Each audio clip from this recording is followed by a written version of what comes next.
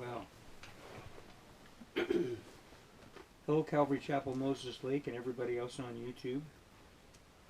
Today we're starting a new book, a timely book, and it's been timely for a great many years. That's the book of Joel. Joel's considered to be one of the minor prophets. As I'm sure many of you are aware, the prophetic books in the Old Testament were divided into major prophets and minor prophets. Not major or minor because one message was of lesser value or import than other books. It only has to do with the length of the book. Joel, by and large, has been a fairly neglected book. You don't hear a lot, even in churches, about the book of Joel. Even students of prophecy have a tendency to ignore this book. And it's unfortunate because this book has been significantly quoted, not the least of which Jesus himself quoted from the book of Joel. One of the values of the book is it gives a context. It tells of the importance of Israel in biblical prophecy, all the way from the catching away into Babylon through the millennium, as depicted in the book of Revelation. It also deals not only with Israel, but the Gentile nations.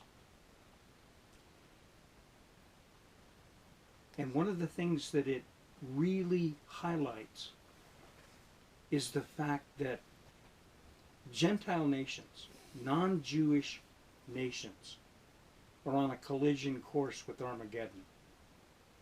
You know, we're living in a time right now when a lot of people are beginning to question a lot of things because of this coronavirus. The reality is there is a benefit to what's happening today. Certainly not the death of loved ones. But the reality is people are beginning to question. People are beginning to look at things, and their normalcy bias is beginning to fade. The book of Joel is the story of a man who is the first to give a warning to the southern kingdom, the partial tribe of Benjamin and Judah, telling them where they're headed. And then in addition, it's a warning to the world because it speaks directly of the day of the Lord. You know, if you read the book of Revelation, and we have an entire series on Revelation that's available there on YouTube, as you look at that, you see what exactly is being talked about when that term is used, the day of the Lord. So the name Joel means Yahweh is God. There's not a lot said in the scripture about Joel. We don't find a tremendous number of references, and we don't know much about his personal life. We don't know much about any of those things. And the book is a fairly short book. However, we do know that his message is extremely important. In this book, Joel uses an event that occurs in the life of the southern kingdom where there was a tremendous plague of locusts. Now, when we think of locusts, we think about a bunch of grasshoppers. We don't have a lot of experience with locusts, not in our lifetime. However, he's speaking to people who have all but lost everything because of the invasion of the locusts. And then he makes a stunning allusion to the fact that as bad as things were, with all these locusts, well, I don't know another way to put it except to say, in the end times, during the day of the Lord, when the wrath of God is poured out on the earth, Joel tells them, in paraphrase, you ain't seen nothing yet. So, the book of Joel. Joel 1:1. The word of the Lord came to Joel, the son of Pethuel. Hear this, you elders, and give ear, all you inhabitants of the land. Has anything like this happened in your days, or even in the days of your fathers? Tell your children about it. Let your children tell their children, and their children another generation. What the chewing locust left, the swarming locust is eaten. What the swarming locust left, the clawing locust is eaten. And what the clawing locust left, the consuming locust has eaten. Awake, you drunkards, and weep, and wail, all you drinkers of wine, because of the new wine, for it has been cut off from your mouth. For a nation has come up against my land, strong and without number, with his teeth are the teeth of a lion, and he has the fangs of a fierce lion. He has laid waste my vine, and ruined my fig tree. He has stripped it bare, and thrown it away. Its branches are made white. Lament like a virgin, girded with sackcloth for the husband of her youth. The grain offering and the drink offering have been cut off from the house of the Lord. The priests mourn who minister to the Lord. The field is wasted. The land mourns, for the grain is ruined. The new wine is dried up. The oil fails. Be ashamed, you farmers. Wait, you vine dressers, for the wheat and the barley, because the harvest of the field has perished. The vine is dried up, and the fig tree has withered. The pomegranate tree, the palm tree also, and the apple tree. All the trees of the field are withered. Surely joy has withered away from the Son of Men. Gird yourself and lament, you priests. Wail, you who minister before the altar. Come lie all night in sackcloth, you who minister to my God. For the grain offering and the drink offering are withheld from the house of your God. Consecrate a fast. Call a sacred assembly. Gather the elders and all the inhabitants of the land into the house of the Lord your God, and cry out to the Lord. Alas, for the day of the Lord is at hand. It shall become a destruction from the Almighty. Is not the food cut off from before your eyes? Joy and gladness from the house of our God? The seed shrivels under the clods. Storehouses are in shambles. Barns are broken down, for the grain has withered. How the animals groan. The herds of cattle are restless, because they have no pasture. Even the flocks of sheep suffer punishment. O Lord, to you I cry out, for fire has devoured the open pastures, and a flame has burned all the trees of the field. The beasts of the field also cry out to you, for the water brooks are dried up, and fire has devoured the open pastures. Sounds like bad stuff, doesn't it? Well, you have to remember that this imagery of the locust has special meaning to these people at this time. And the reason that it does is because they've just gone through a locust plague. They're intimately aware of it. You know, we were talking before we started this video this morning about people today that don't really live in reality. They don't even know where their food comes from. You know, it's, I don't know.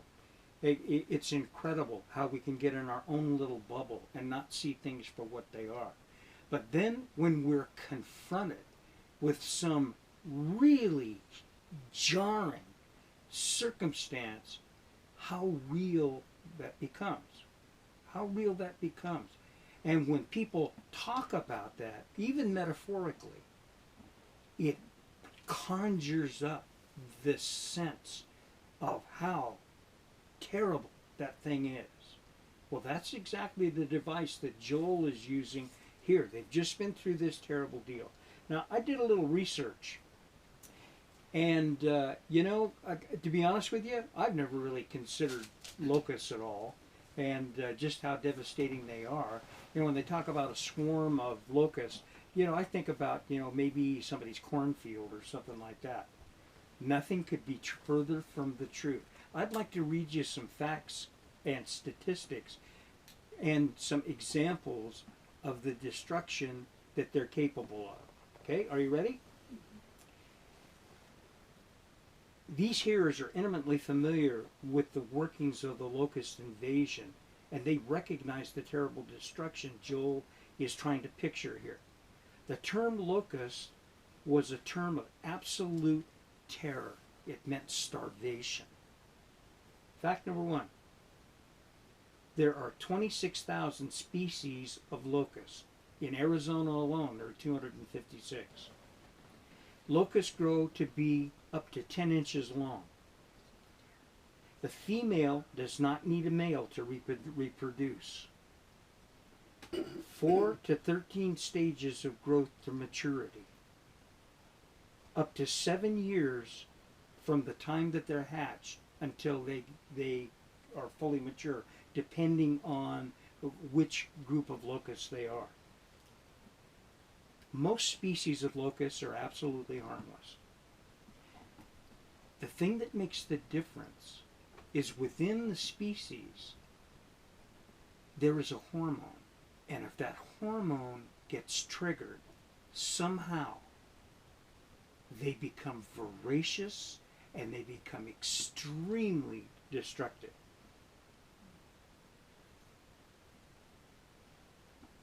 These changed locusts even eat the roots underground. Not only do they eat all the vegetation above ground, completely and totally, they actually eat the roots under the ground. When they swarm, they can darken the sun, completely and totally block out the sun. They make a noise like a loud wind when they're in flight. At night, you can hear them chewing and crunching. It's loud. On average, a swarm covers, are you ready for this? 50 square miles. That's an area 5 miles by 10 miles.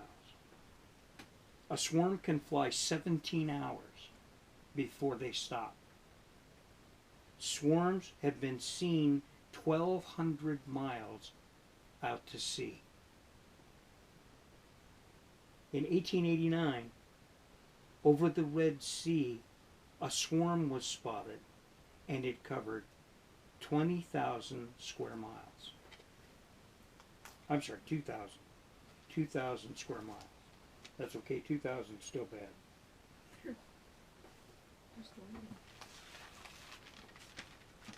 The density of these creatures, it can be up to 120 million per square mile. A female lays between 250 to 300 pods, and each pod has 70 to 80 eggs in it. One time in the country of Cyprus, in an attempt to prevent a plague, they dug up the place where a locust swarm had laid their eggs. The number of pods yielded were 1,300 tons, which is approximately 2,600,000 pounds of eggs. The devastation of a locust plague is more than the loss of the food they eat. They also spread disease due to decaying carcasses left in their path. They spread typhus, diseases like that, and they can destroy entire economies. So when we hear what's being said here to these people, they've just been through a locust swarm. It's been a devastating event. And remember what the message is? Judah, you ain't seen nothing yet. When the day of the Lord comes, when that period where the wrath of God is poured out, it's going to make that look like nothing. It's going to make this coronavirus thing that we're going through now look like a cakewalk. It's going to be incredible. Well, let's go back to the word. The word of the Lord came to Joel, the son of Pethuel. Hear this, you elders, and give ear, all you inhabitants of the land. Has anything like this happened in your days, or even in the days of your fathers? In other words, man, this has been a shaker. Everything is shaken up because of what's happened. Something that didn't even seem to be a reality is now reality. And he speaks to the elders. He's talking to the judges. These are the elders that sat at the gates of the city and judged the people, the older ones, the ones that have life experience. And he's saying, this thing that's happened, have you ever seen anything like this? He goes on. Tell your children about it. Let your children tell their children, and their children another generation. In other words, listen, you've got to make people listen.